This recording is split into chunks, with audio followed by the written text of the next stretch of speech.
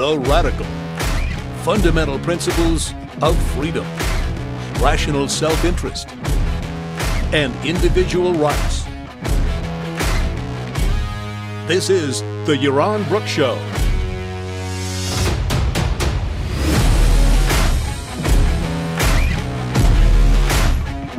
All right, welcome everybody on this Friday night. Thanks for joining the Yaron Brook Show here today. And all right, it's going to be a lot to talk about today. There's a lot of stuff going on, and of course, the main thing in the news is the assassination, the killing by the United States of Soleimani. Whatever his name is, Soleimani, the Iranian leader of the Quds Brigade, one of the leading generals, maybe the most important leading general within the Iranian military, one of the most feared figures in the Middle East, one of the most influential, certainly, Iranians, members of the Iranian regime in the Middle East, and one who has had a long and, by Iranian standards, very successful military career. So let me just say, good riddance. I'll say that the killing of Soleimani is both a good thing, a commendable thing, it's good to get rid of evil and to destroy evil. And at the end of the day, fairly meaningless. So in terms of the long run, in terms of the Middle East, in terms of U.S. strategy, in terms of 4D chess, will have very little impact on where things go. Very little positive impact on where things go, and is at the end of the day, not a strategic decision. All right. So let's get into it, and let me try to explain, and let me try to justify why I think that even though this is a good thing, killing of an evil guy is always a good thing, particularly one with the blood of Americans on his hands, as some commentators have said today. This should have been done years and years ago. It is really a sign of American weakness that it has taken this long to happen. And at the same time, it is insignificant in the big picture in terms of Iran, and in terms of the threats that the United States and the civilized world faces in the Middle East. So who is this Soleimani guy? He was born in Iran. I think he was born in 1957, so that would make him 62. 62. What am I talking about? 62, 63. He joined the Iranian military with no real formal training. During the Iran-Iraq War, he distinguished himself during the Iran-Iraq War as a committed soldier. Remember, this is the war immediately after the Iranian Revolution. He he joined the military before the Iran-Iraq War. He joined the military during the Iranian Revolution. He joined the Revolutionary War Guard, the special forces, the portion of the Iranian military that is responsible for the preservation of the revolution, that is responsible for the preservation of the Islamic Republic. He excelled during the Iran-Iraq War, even though he had no formal training. And became the commander of the Quds force, QUDS, the elite force within the Revolutionary Guard, in the late 1990s. He was then, post 9/11, responsible for, once the regime of Hussein was destroyed by the Americans. He was basically responsible for, working with the Shiites within Iraq, establishing Shiite militias that then went on under his command to kill Americans, Shiite militias that were instrumental in partially working with the Americans and partially working against the Americans in defeating the Sunni intifada, in the Sunni kind of uprising, and instrumental really in gaining political control over Iraq for the Shiite majority in the post-Iranian invasion. He was then, he has been throughout the 90s and the 2000s, he was Iran's representative in bolstering the Hezbollah. Hezbollah is Shiite terrorist organization based in Lebanon that really dominates and holds hostage, if you will, Iranian politics. Has been at war, Hezbollah has, with Israel since 1983. And Hezbollah, with the Iranian support, was responsible for the death of, I can't remember anymore how many, I think it was 144 Marines in Beirut, was it 444 Marines in Beirut in 1983, when a suicide bomber drove a truck bomb into the Marine barracks in Beirut. So all of that was facilitated, made possible, supported by, and orchestrated by the Iranian Revolutionary Guard, of which Soleimani was a major commander. He had been rumored to be a candidate for the president of Iran a number of times, but has always a step back and not run. He has remained a military leader. He has, every time there have been student demonstrations in the streets of Iran or any kind of semblance as a move towards more liberalization within Iran through internal revolution, he has been at the forefront. He's dead now. He was at the forefront of those arguing for clamping down, for making sure that there was no revolution, making sure that the Islamic revolution sustained itself. He is supposedly behind most of the Hezbollah wars against Israel, the Hezbollah's attacks against American interests, both in Saudi Arabia and in Iraq. And he is also responsible for Iran's support for the Syrian regime, Bashar al-Assad's Syrian regime, in bolstering the Syrian regime, in supporting it both militarily with weapons and with the support of Hezbollah, of course, together with the Russians in making sure that Bashar al-Assad remained as the dictator of Syria. I'd say lastly that he and his troops are probably more responsible for the defeat of ISIS than anything that the West has done. He was at the front lines of the fight against ISIS. Remember, ISIS is Sunni. Remember that ISIS came out of the Iraqi insurgency. It came out of what was called Al-Qaeda of the Levant, Al-Qaeda of Iraq. Al-Qaeda of Iraq spent much of the insurgency attacking Shiites. Indeed, it was Al-Qaeda of Iraq that declared Shiites as apostates and enemies of the Sunnis. Al-Qaeda, Bin Laden's Al-Qaeda, kind of disassociated themselves from Al-Qaeda of Iraq because of their attacks on Shiites. Al-Qaeda in Afghanistan and in Pakistan has always tried to be friendly with Shiites. Indeed, was quite friendly with the Iranian regime before and after 9/11. But Al-Qaeda of Iraq targeted the Shiites as part of this long-term big disputes between Shiites and Sunnis, and there's no point in getting into what the difference is between them.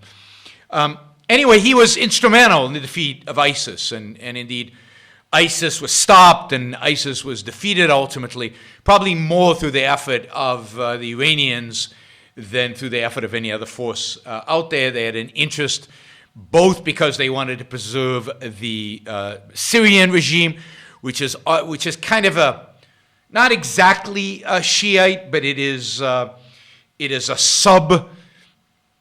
subgroup within the general Shiite religion. And of course, they're wanting to preserve the Iraqi control of Iraq by the Shiite government. So Iran, by defeating ISIS, preserving Syria, has basically established control over, if you think about it, Iran, Iraq, Syria, and Lebanon. It has a whole arc, and of course, through its support for Hamas, has significant control over the Gaza Strip. So it has the entire Fertile Crescent is controlled by the Iranian regime, and much of that was achieved through the efforts of this guy, Soleimani. He was also responsible probably for the arming and support for the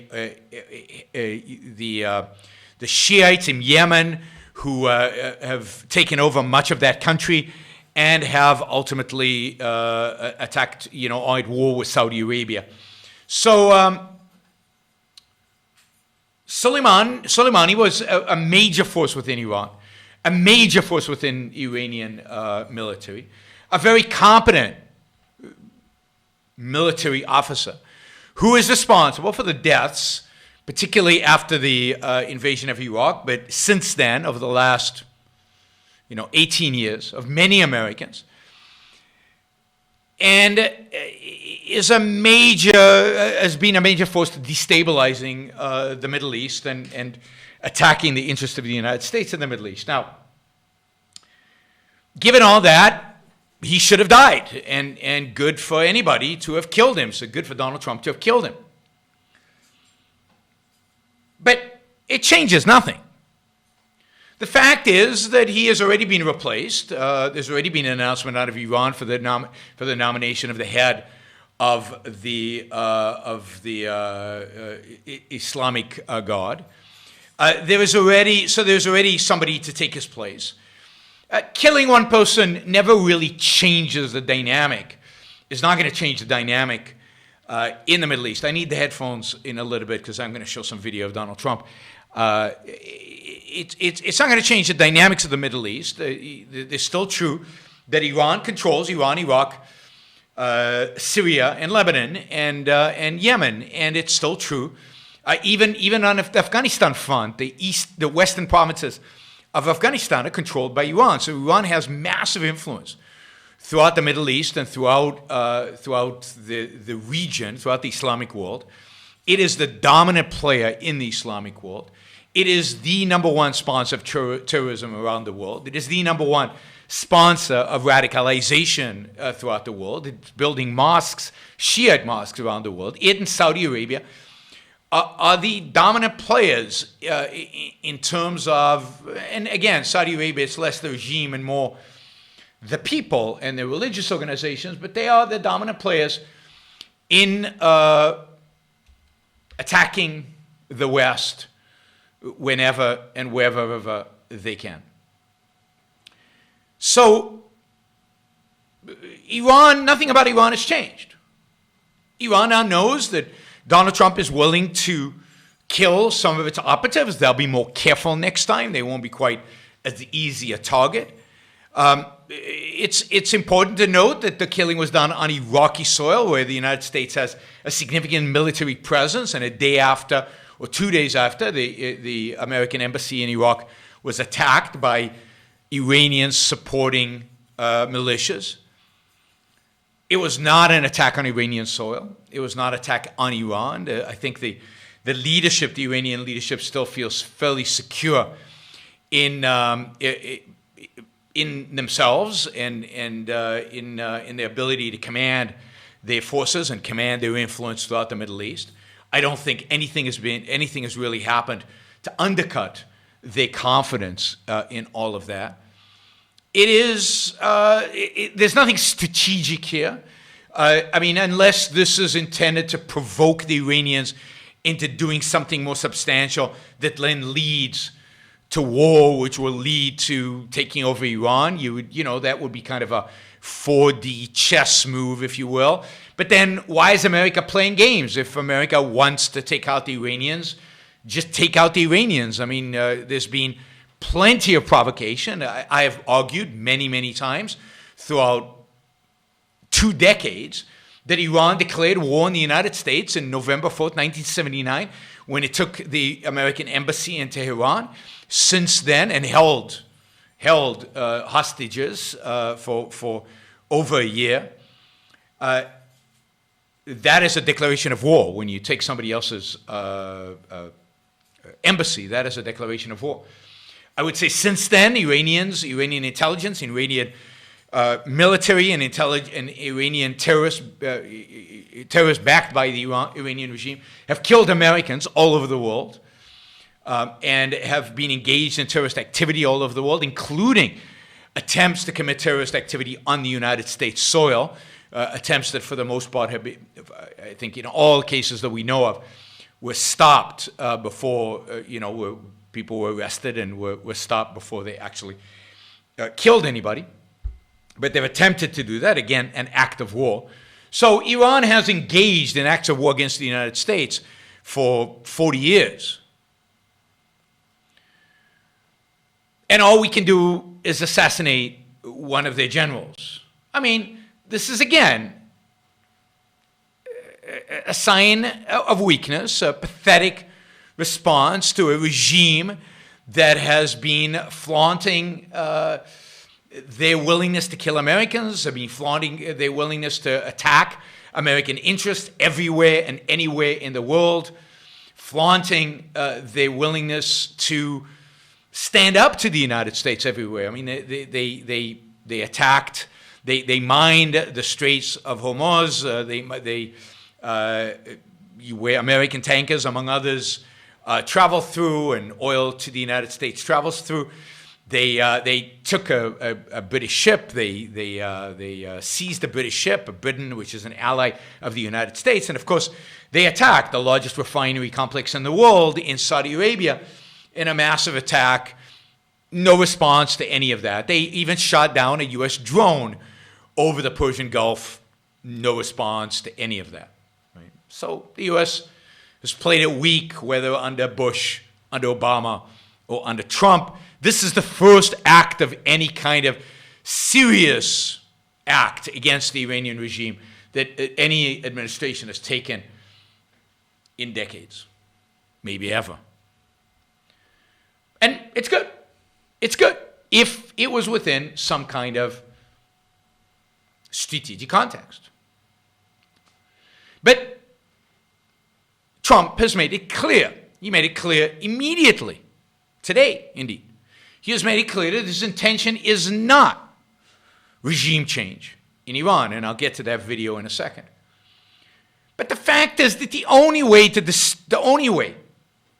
put an end to the bloodshed, to put an end to the killing of Americans, to put an end to a regime that acts strategically and constantly against American interests, is regime change. Now, my preferred methodology of regime change is internal regime change, is to do whatever is possible to bring about an internal revolution within Iran. But as a precursor to that, or as assistance to that, it wouldn't harm to take out the entire leadership of the Iranian regime.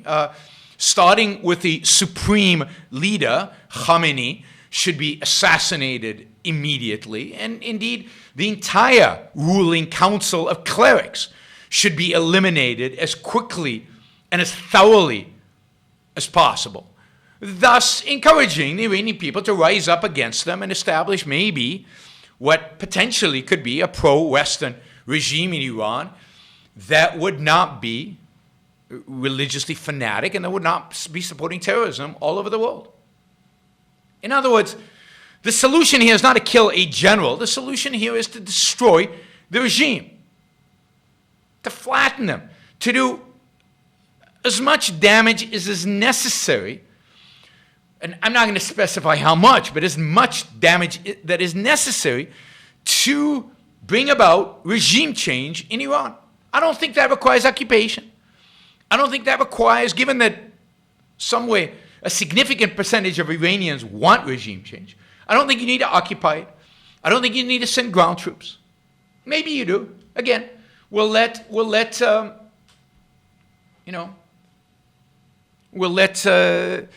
the generals decide exactly how they want to do it. But regime change is essential. Regime change is necessary. And if a lesson is learned or taught at the same time, if Iran has made an example of what happens when you kill Americans, all the better. All the better. But none of that is going to happen. None of that is going to happen.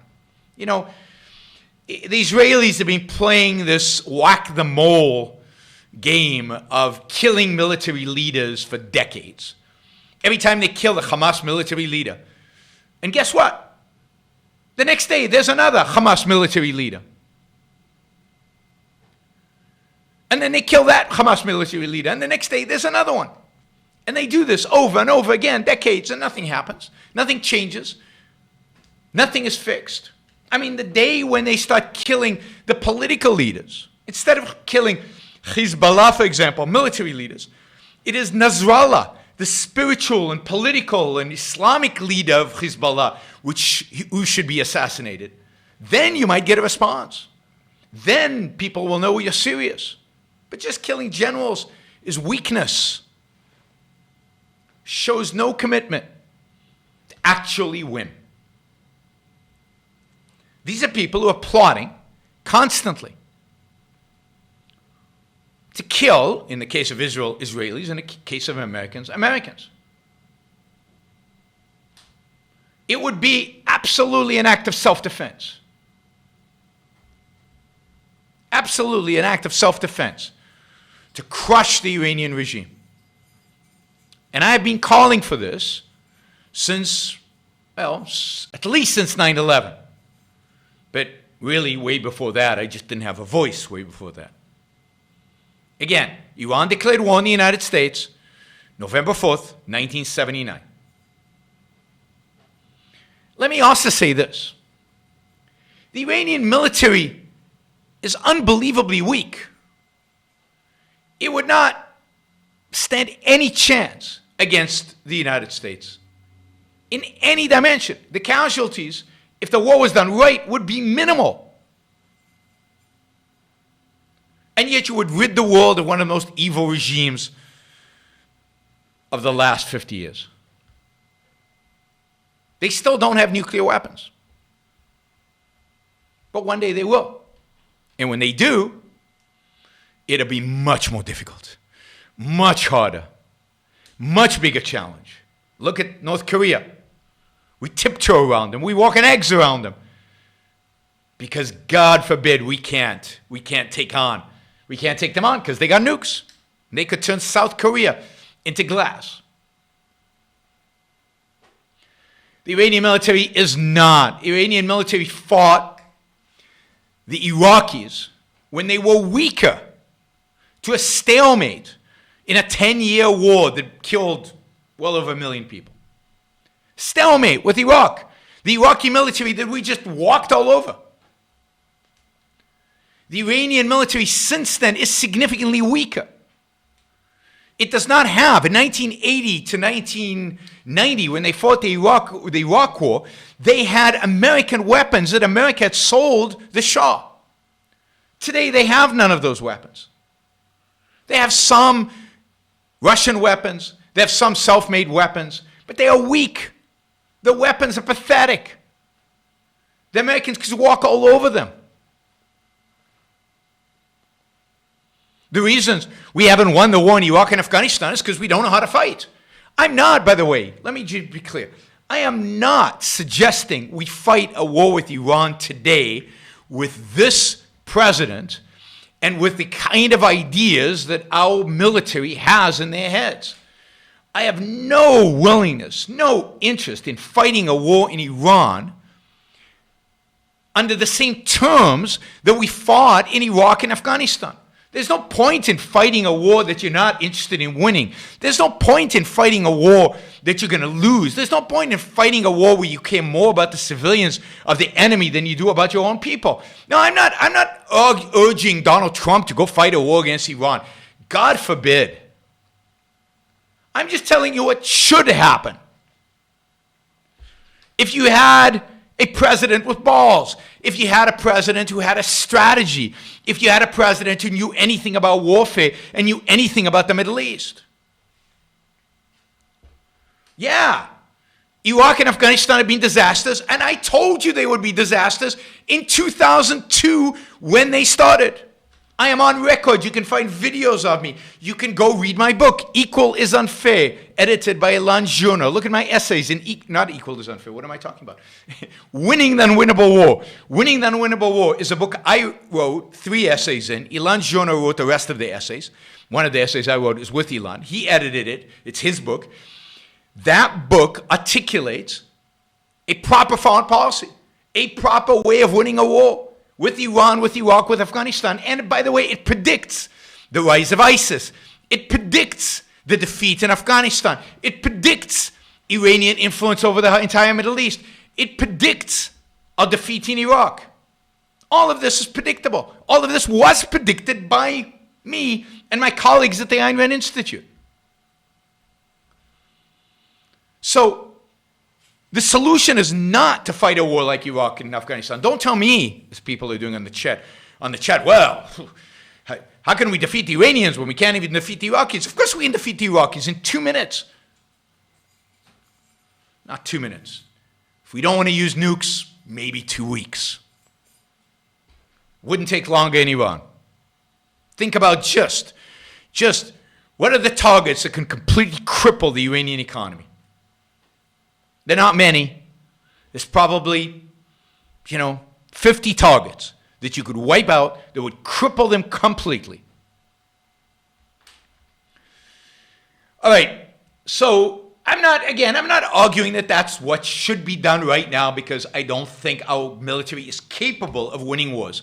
The American military has not won a war since World War II. Not a real war. It lost Korea. It lost Vietnam. It lost Afghanistan. It has lost Iraq. It half won the first Iraq war.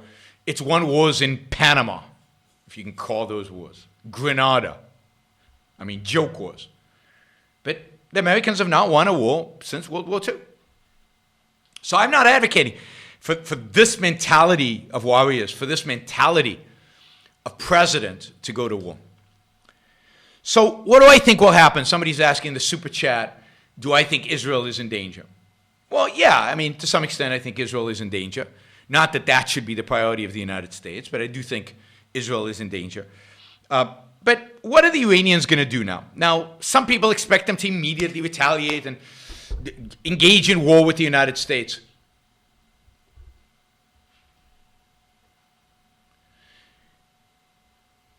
It's not going to. Iran is going to talk the talk. It's going to, really shout out about, how it's going to seek revenge. But it's going to wait. It's going to stay quiet, stay in the background, and it's going to wait for strategic opportunities to attack American interests. It'll continue, particularly in Iraq, to foment opposition to the United States forces in Iraq. You'll see a significant rise in opposition to any American forces in Iraq. And Donald Trump might get his wish, not under the kind of terms that he would like, to bring all the troops home, which I think is the right thing to do under these circumstances. We will be forced out of Iraq, I think slowly. Not in one big thing that Iranians will do to... They don't want war. They have no interest in war. They know exactly what will happen if there was a real war with the United States. They'd be crushed. They'd be annihilated. They have no interest in that. But they will wait, figure out their timing. They will continue to attack American interests in the Gulf, in Saudi Arabia, in Iraq. They could theoretically get the Hezbollah to launch a significant attack on Israel. I doubt that will happen. I really do. This is why I don't think Israel is too much danger. Because it's clear America took credit for this. There's no speculation about maybe this was Israelis, as there was when the attack first happened. The first rumors were that Israel had done it. Nobody expected the Americans to kill anybody. And so I think that there will be speculation about, there could be attacks on Israel, but it's unlikely. Also, Hezbollah is not quite ready to take on the Israelis. They're still engaged in Syria, which means that they're not at their full strength within Lebanon to be able to take on the Israelis. I think they would like to pick and choose the timing, and I don't think the timing is now in terms of what they should, in terms of when they should attack Israel. So I think Israel's probably not in danger. I think Saudi Arabia is much more likely to be a target of Iranian wrath. I certainly think American forces in Iraq, could be targeted in kind of roundabout ways, so it's not completely 100% obvious that it's the Iranians doing it.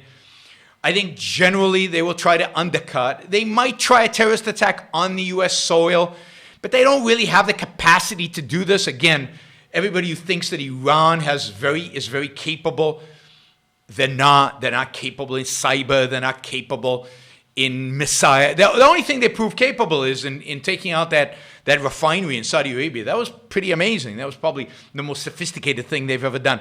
But no, I don't think the Iranians are very capable in anything.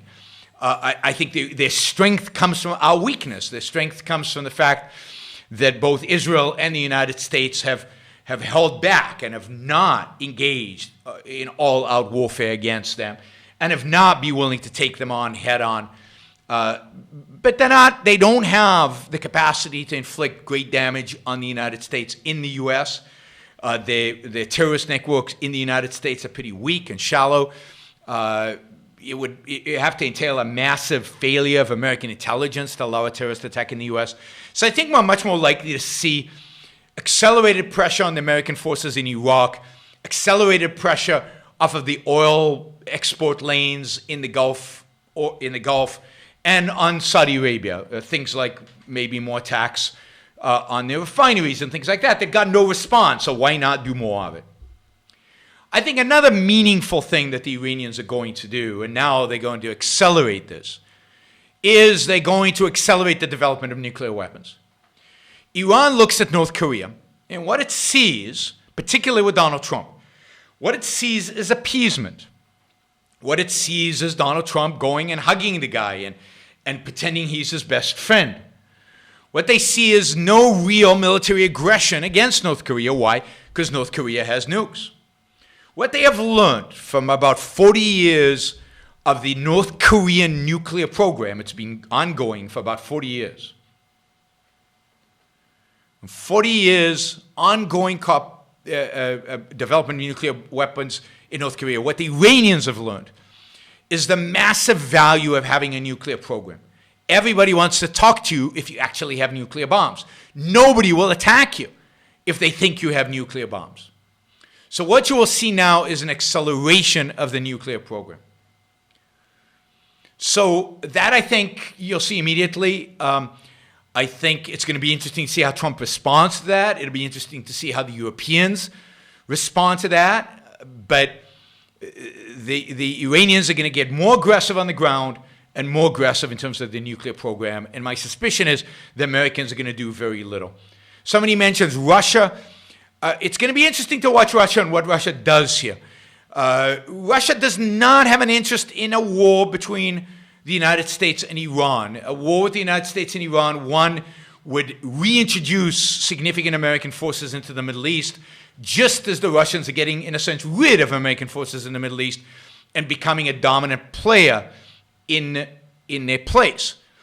The Russians also don't want, at this point, to significantly weaken the Iranian regime, because the Iranian regime right now is playing nice with the Russians, and the Russians have an interest. So the Russians would probably be a moderating force over the Iranians, encouraging them then not to do anything that would lead to all-out warfare. Now, to give you a sense of why I don't think this is strategic and why, as usual, I don't think the Trump administration knows what it's doing. I don't think it knows what it's doing in almost anything, and I certainly don't think it knows what it's doing here with the Iranians. I want to show you a short clip from Donald Trump today talking about Iran, and note the tone of appeasement, the tone of compromise, and what he says explicitly. The one thing that I think, the only thing that I think that would be strategic is regime change. That is the one thing that Donald Trump has taken off the table. So let's listen to Trump. And unfortunately, you have to watch him too. And I'm not looking to hurt Iran at all. I'm looking to have Iran say, no nuclear weapons. So he doesn't want to hurt Iran. He just wants them to stop developing nuclear weapons. I think this is going to accelerate them wanting to do that. Problems in this world right now with nuclear weapons. No nuclear weapons for Iran. And I think we'll make a deal. I think we'll make a deal. His solution is a deal with Iran, not the Obama deal, because that was a bad deal. Because Obama negotiated, and we know that Obama negotiates bad deals, almost as bad as NAFTA 2.0, right? But Trump is a good negotiator, as we've seen with China and Mexico and everywhere else. So we have he expects to negotiate a better deal with Iran to make sure that they don't get nuclear weapons. That's supposedly his focus. Right? He's not using military force to take out their nuclear facilities, to take out where they store the uranium, to take out the centrifuges. No. He's just going to deal with them, just like Obama did. But he's just going to cut a better deal. Again, I think Iran has tremendous economic potential. Just like North Korea has tremendous economic potential. And I look forward to letting them get back to the stage where they can show that. I think Iran, I know so many people from Iran. He knows people from Iran. I mean, it's so classic Trump. He knows people, and they're really nice people, they're good people, they're great people. And if only we cut a deal with this regime, everything would be fantastic. Fantastic in Iran. The fact that this regime is totalitarian, the fact that this regime oppresses its people, the fact that this regime is central planning, the fact that this regime is horrible, is the second, third, fourth, somewhere in the top five most oppressive regimes in the world right now. Doesn't matter. It just doesn't matter to him. He doesn't care any more than he cares that China has concentration camps, or that China harvests organs, or that China, might oppress the people in Hong Kong. He doesn't care about any of that. Any of that. I mean, this is just amazing now. These are great people. Great people. It has a chance to be a great country with the same leadership. Has a chance. Notice this. This is a quote for all you people who love Trump. This is the quote of his presidency. Iran has a chance to be a great country, even with the same leadership. Now, I know you're going to tell me he's playing 4D chess. He's trying to make them complacent. Allow me to laugh. Iran can be a great country, even with the same regime, even with the same leaders, even with the totalitarian leaders that it has. What more do you want? To see this president is a complete and utter pragmatist who stands for nothing, believes in nothing, and knows nothing. All right. For regime change. He's not looking for regime change. Let's go that again. We're not looking for regime change. I just want to make that clear. Yeah, just to make it clear. We're not going to be strategic. We're not going to be strategic. This is the most disastrous type of foreign policy ever. It has no strategy. You can't run a business with no strategy. You certainly can't run foreign policy with no strategy. So, we're looking for no nuclear weapons. If you look at the deal that Biden and President Obama signed, running for they president, would have free access to nuclear weapons where they wouldn't even be in violation in just a very short period of time. What kind of a deal is that? None of that is true, by the way, about the deal. As bad as the deal was, and it was a terrible deal, he obviously exaggerates its weakness for political purposes. My conclusion of this is good riddance to the guy. They should have killed him a long time ago. I'm glad somebody killed him. But Trump has no strategy. And the only thing that will change the dynamic, the only thing that actually will make any difference is regime change in Iran. And Trump has made it clear that he will not advocate for regime change in Iran. But more than that, he has basically said that Iran can continue to be a great country even with its existing leadership. He has said the same thing about North Korea. Even in North Korea can be a great country with the existing murderous dictator staying as the dictator of that country.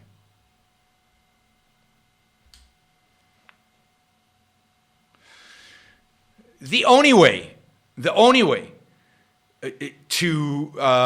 again, his defenders are going to say he's playing 4D chess. He's not going to say he's going to do regime change. He really wants it. He's really planning for it, but he's not going to say it. Oh, fine, don't say it. Just take them out. But he's not going to take them out. You guys, you're the same people who justified his hugging and romanticizing the dictator of North Korea. That strategy didn't work. Appeasing evil. Verbally appeasing evil. Never matter in action. Is evil and has evil consequences. No good comes from the appeasement of evil. It's pathetic, weak, absurd. And what really is absurd to me is that people support him in spite of this. Jennifer asked, do you think the military personnel themselves can't win, or is it because of the political leadership? No, I think the generals are corrupt. I think the leadership within the military is corrupt. I mean, I've seen Petraeus, I think, is a corrupt general, and he was among the best. Mathis, I've never been impressed with Mathis. The American generals have been corrupted by altruism. They've been corrupted by just war theory. They've been corrupted by the ideology that is taught at West Point. West Point is corrupt. And West Point's corruption corrupts the entire military. So I think the military leadership is almost as corrupt as the political leadership. It has become, Patton, MacArthur, Sherman would never survive in the military as it is today. As it is today. And I know people worship Mathis and Petraeus, but they are terrible. Terrible.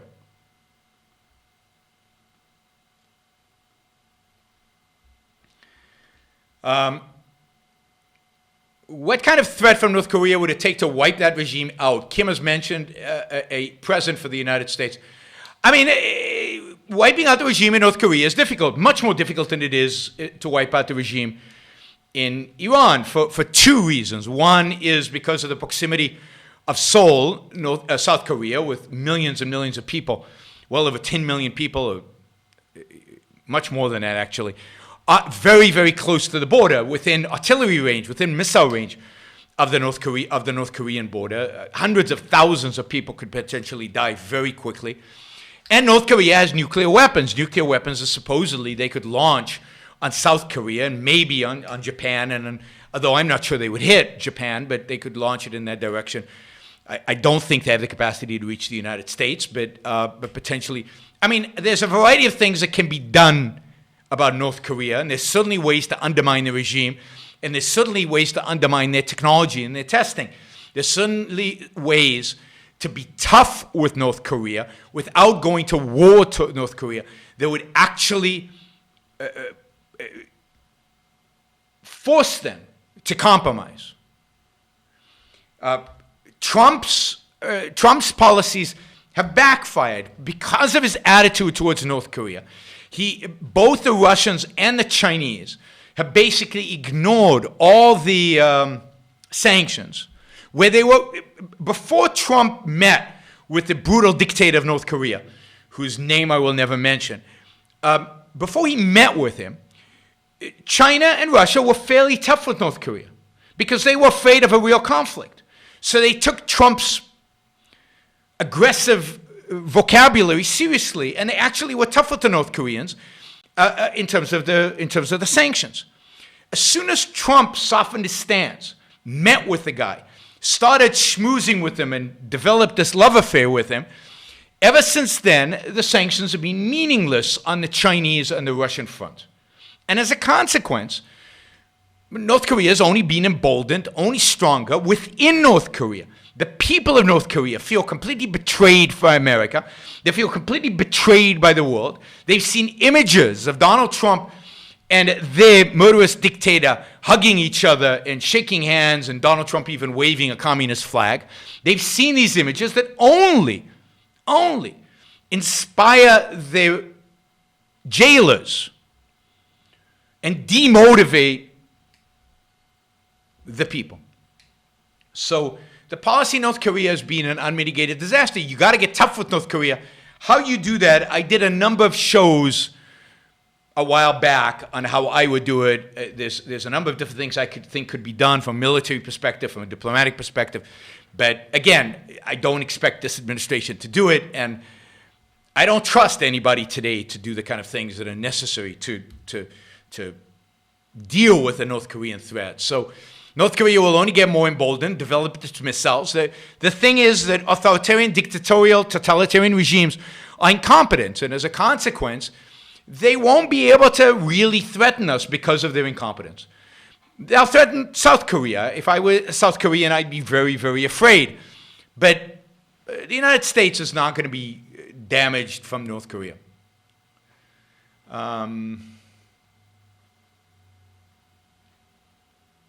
Yeah, what do you think of Trump's latest piecemeal attempts to lift sanctions? Yeah, I mean, Trump is just a compromiser. He's a pragmatist. He has no principles, and he has no strategy. He is not a strategic thinker. And if you read The Art of the Deal, you don't come away with strategy from that book. You come away with somebody who thinks dealing is a zero-sum game, where you gotta bully the other side, but no strategy. All right. Okay, I'll just do this super chat question, and then I want to move to weed in Illinois. Organizing a trip to the U.S. to catch a couple of conferences around the country. I was wondering if ARI is available to the public to visit, and some questions regarding courses. Yeah, it's certainly available to visit. You can visit ARI if you're traveling around the U.S. Just email them and tell them when you're coming and ask for a tour, and I'm sure somebody will be happy to show you around. Should Israel attack Iran before a nuclear program are developed? Absolutely. Israel should have done it a long time ago. It should have not. The problem is that it's so far away that Israel would have to have the silent blessing of the United States. Even if the U.S. didn't help Israel, the United States would have to agree not to interfere and not to let the Iranians know. And in the past, the United States, both the Obama administration and the Bush administration, have told the Israelis not to do it, and they would not allow it. But Israel needs to do whatever it can, covertly, overtly, through people on the ground, or through missile attacks, or through the Air Force. They need to take out every single marginal nuclear facility that they have. Everything should be taken out. Nothing should be left.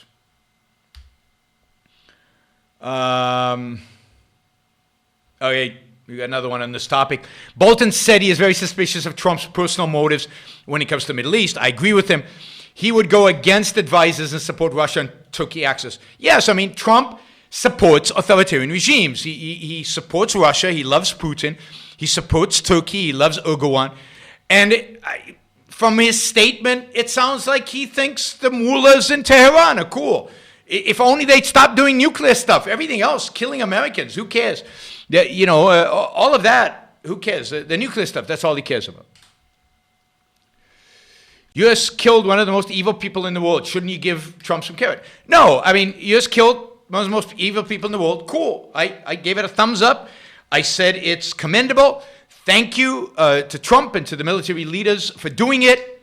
It's meaningless in the big picture, just like it's meaningless every time the Israelis kill the military leader of Hamas. Without strategy, actions like this don't amount to anything. My job is to think big. My job is not to compliment people on little concrete achievements.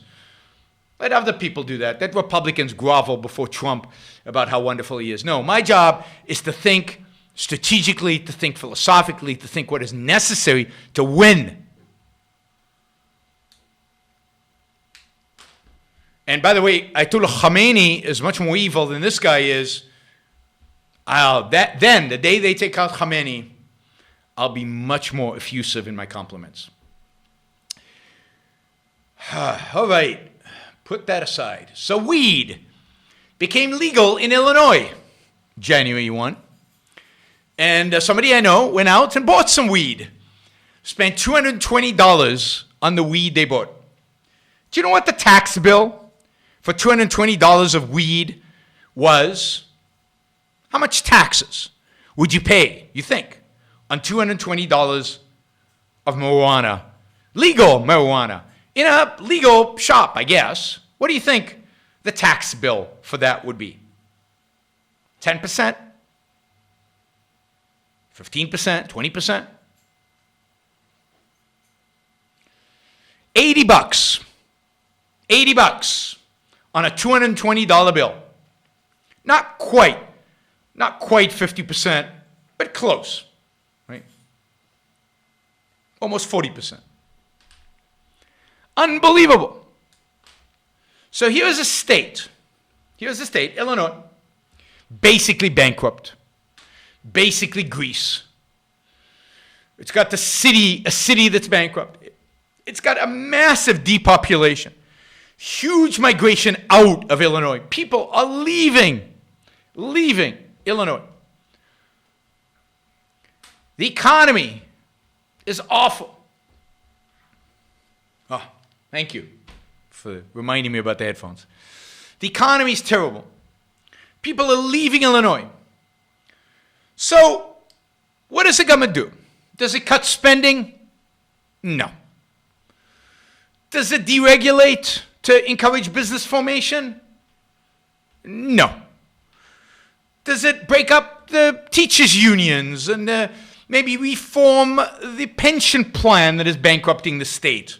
Well, absolutely no. The pension plan is what gets these politicians elected. By the way, Illinois is dominated now by Democrats.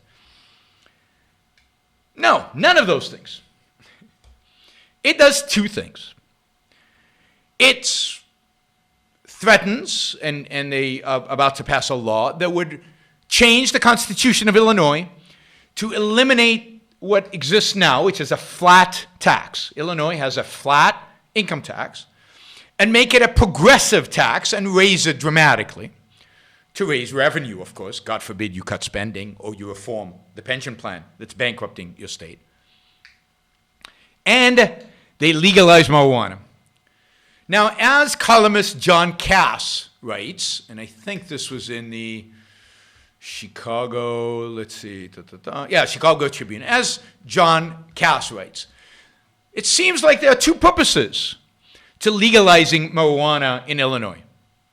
One is to make it possible for all the people who stay in Illinois, who are not going to leave Illinois, to be high as the state goes to hell. At least they'll have a buzz as it happens. Now I'm for legalizing marijuana, just be clear. Absolutely, I'm for legalizing all drugs. But this is pretty ironic that the one thing our politicians have time to do, as a state like Illinois is going to hell, is to legalize marijuana so that the people who remain in Illinois, who haven't had the guts or the smarts or the economic ability or the inclination to leave Illinois, at least can get high as the state declines into the void, into the abyss. Also, while this is all happening, we might as well get some more tax revenue off of you getting high. So taxes on marijuana are 36%. 80 divided by 220. 36%. Now, what the idiots in Illinois, no, they're not idiots. They get this. But what is obvious here is the one thing that the politicians in Illinois don't care about is drug-related violence. The one thing they don't care about are the gang shootings in Chicago. What they don't care about is the murder rate in Illinois. Because what does a 36% tax on marijuana lead to? I mean, one of the great benefits of legalizing drugs is to get rid of the gangs, to get rid of the market incentives to sell drugs, to get rid of the profit motive.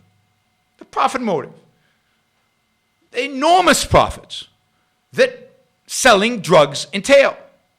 By legalizing drugs, you get rid of the black market, which means you get rid of the mafia, you get rid of organized crime, you get rid of the cartels, you get rid of the violence. I mean, tens of thousands of people will not die.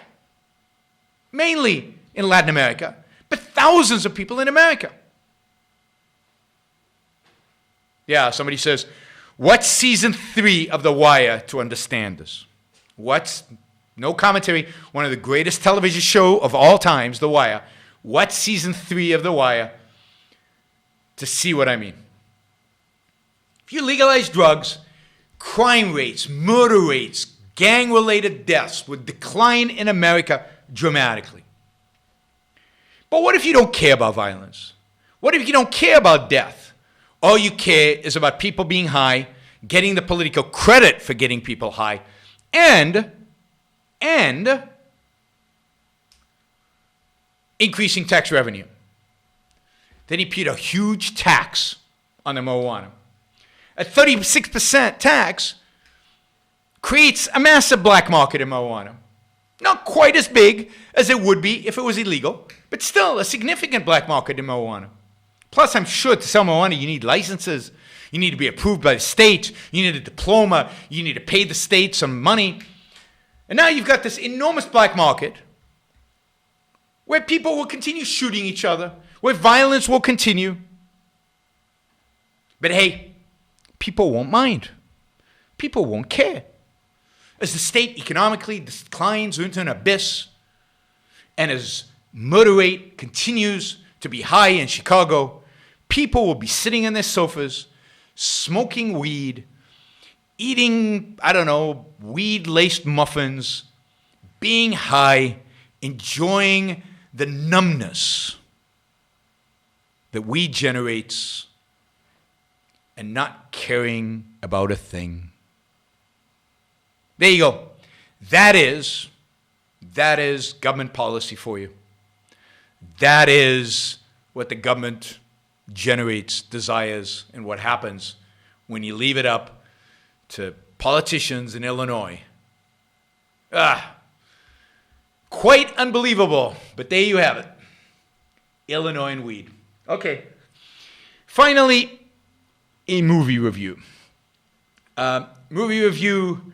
Unfortunately, all my movie reviews lately have been negative, and this one is not going to be any different. So I went to the theater to watch Uncut Gems. The critics are loving this movie. It's getting rave reviews. And I figure, well, my son encouraged me, let's go watch Uncut Gems. So I did. In a theater, on a big screen.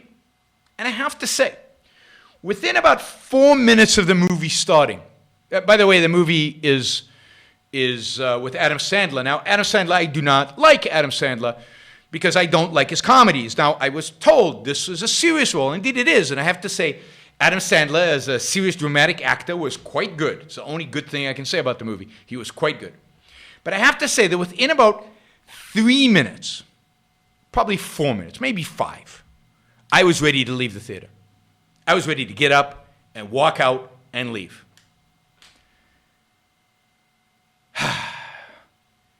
The music, the chattering, the noise, the camera work, which is somebody holding it on their shoulder, bouncing around, zooming into people, zooming out, is enough to make you sick. It is naturalism at its worst. It is a roller coaster ride about the life of a scumbag. I don't know any other way to describe this guy. A scumbag. I don't think the movie is trying to make out. He's a guy who is in the jewelry business in New York. He owes everybody money. He constantly gambles, loses. He has a wife with a couple of kids in the suburbs. He has a mistress who works for him, who he has shacked up in an apartment in the city. His wife seems to know about the mistress, and they're in the process of maybe getting a divorce. He is just a horrible, horrible person. And the whole movie is him being a horrible person, basically trying to get himself out of one jam, but because he's so irrational and stupid and second-handed and just a scumbag, he keeps getting himself deeper into problems, into worse and worse and worse and worse problems. I don't think he smokes pot in the movie, but I might be wrong. The camera work is awful. The sound is awful. It's noisy. It's chattery. It's meant to be intense, but it grates on you. It grates on you, the sound of it. Music in movies can be so impactful. This is why movies are the most complex of all art forms, because they entail writing, acting, cinematography. Movies are primarily a visual medium. Cinematography, visual. They entail drama, but they also entail music. It's a complexity of all those elements have to be integrated. Here they were integrated into an obnoxious whole. It was an awful movie, and the one thing I'm glad about the movie is that people don't like it. The critics loved it, but the general public is hating it. I think people are going because it's Adam Sandler, but then they hate it. So you get reviews like on Rotten Tomato of the critics really high, and then actual people who view the movie really, really low, which is good. So the Americans have better taste than their critics, which is not overly surprising. But everything about this movie is,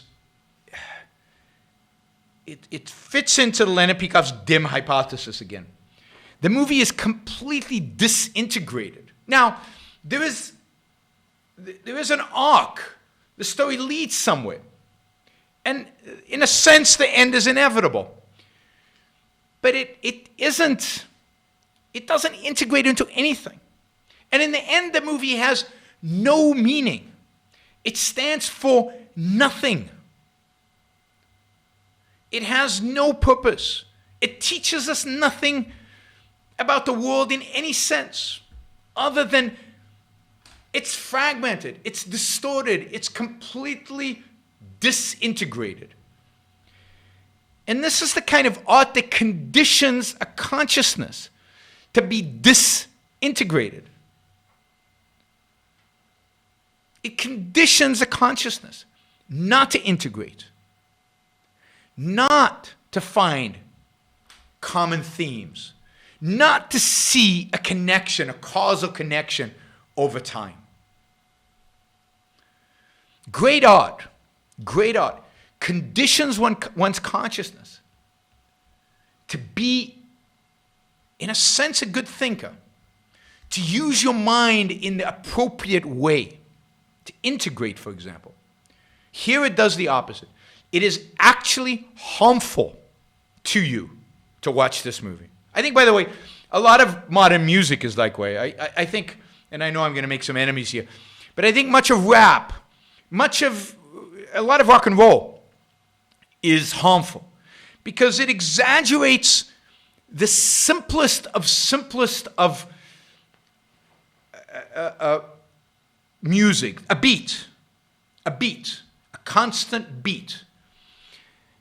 That is very primitive epistemologically. Now, I can't prove that, but compare that to a complex melody over time with sophisticated harmonies in between, where the beat is integrated into a whole complexity.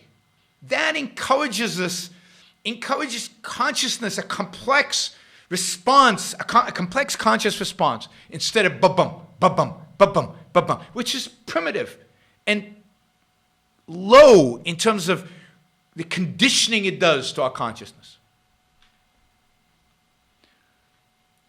Instead of listening to better rap, listen to Brahms or Tchaikovsky or Mendelssohn or even Mahler or Rachmaninoff or Beethoven or Mozart.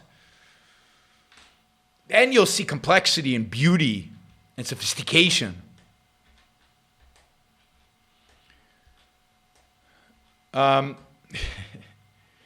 Would you consider doing episodes where you react to music suggested to you?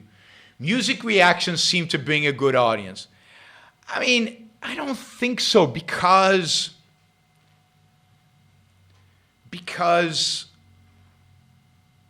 it's so subjective. It's hard to have an objective response to music in this sense. Not an objective response. The response is objective. It's hard to have an objective explanation for the response you have to music. And since I'm not a musician, I don't think that I would have the language to explain what I think is happening. So I'd be happy to try it if you want to suggest a piece of music. But as long as you recognize that there's very little I can say other than my personal response to it. I can speculate like I just did on rap, but that's pure speculation. I can't prove any of that. See, when I can't prove stuff, I say it. When I speculate, I say it. When I'm being subjective, I say it. The rest of the time, I think I know what I'm talking about. All right, I think that'll be a show. I'm much better at the visual arts, painting, sculpture, much better at movies, TV shows, much better at those kind of things than music. Although I have strong opinions about music, and I think almost all modern music is crap. I didn't mention Brazil in your last episode. Why was I going to mention Brazil? In what context? Oh, in the context of being optimistic. Yeah, I mean, I'm still optimistic. We will see where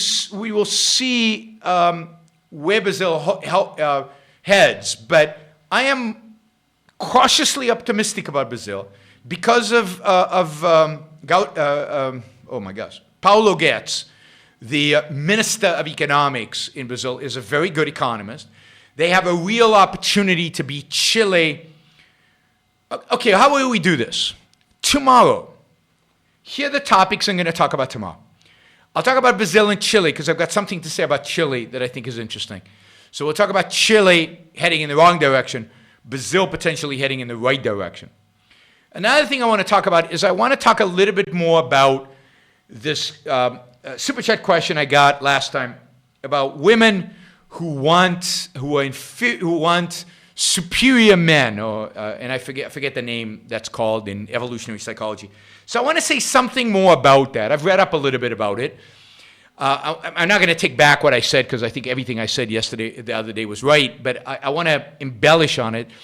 And I want to put it into the context of my larger critique of evolutionary psychology stories and evolutionary psychology more broadly.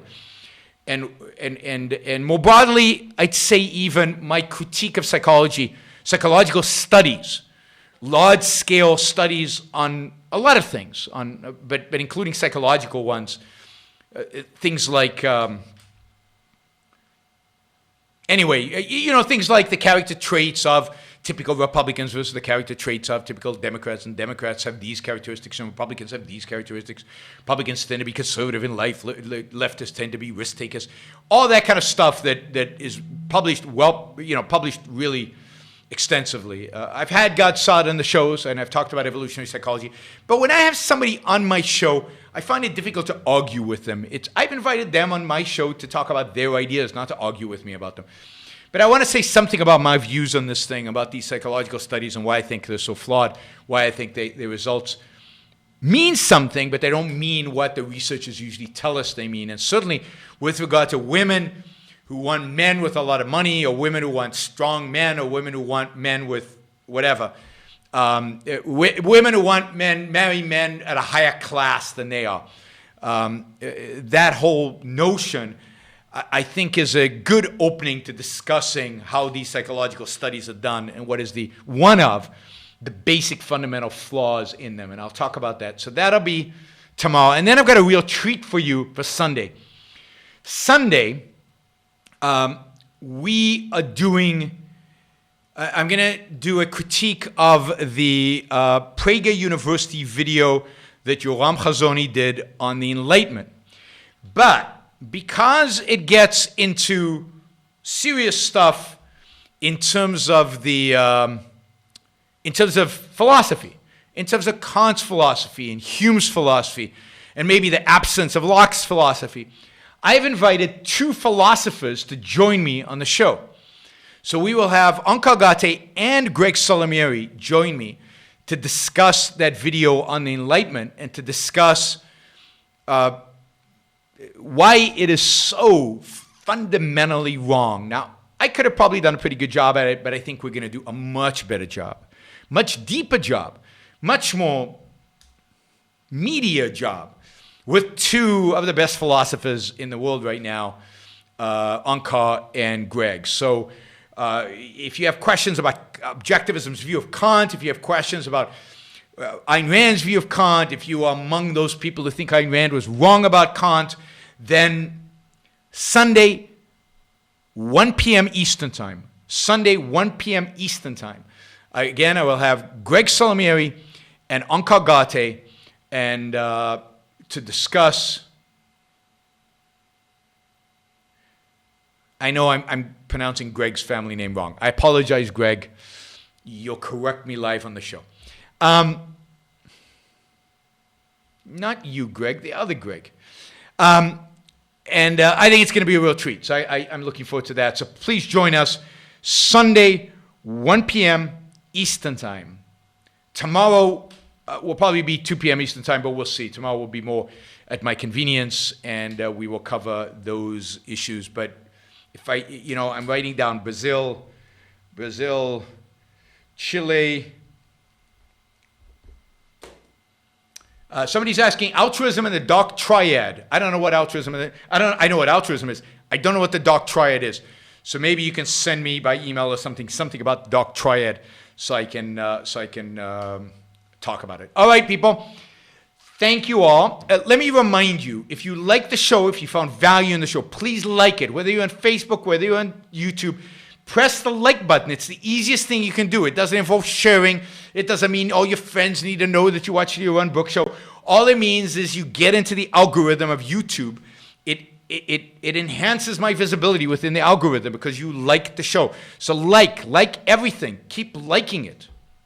I didn't answer your Super Chat question.